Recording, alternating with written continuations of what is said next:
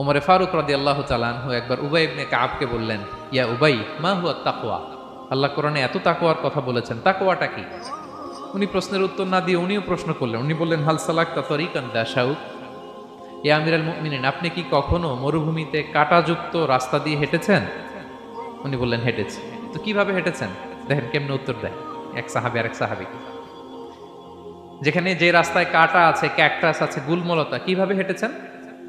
তিনি বললেন, ইজতাহাদতু ওয়া তাশাম্মারতু, আমি আমার জুব্বা পাগড়ি খুব আঁটো করে কাপড়টা উপরের দিকে টেনে এমন সাবধানে হেঁটেছি যাতে ক্যাকটাসের কাঁটা আমার গায়ে না লাগে। এই পথটা পাড়ি দিতে খুব সাবধানে, খুব প্রিকশন নিয়ে, এক্সট্রা কশন নিয়ে আমি পার হয়েছি। উবাই ইবনে কাব বললেন, হাদা হুয়া তাকওয়া, এটাই তো তাকওয়া। এই তো বুঝে গেছেন আপনি। আপনি না একটু আগে প্রশ্ন করছেন তাকওয়া কি? এটাই তাকওয়া। বলে, তাই নাকি? তিনি বললেন, হ্যাঁ। তো তিনি বললেন, দুনিয়ার চলতি পথে ডানে বায়ে এরকম অনেক পাপের হাতছানি আপনাকে স্পর্শ করতে চাইবে। ওই যে কাঁটাযুক্ত রাস্তা দিয়ে আপনি যেভাবে সাবধানে, কাঁটা যাতে গায়ে না লাগে, খুবই প্রিকশন নিয়ে হেঁটেছেন, এই দুনিয়ার পুরো জার্নিটা যদি এইভাবে চালাতে পারেন তাইলেই আপনি মুত্তাকি।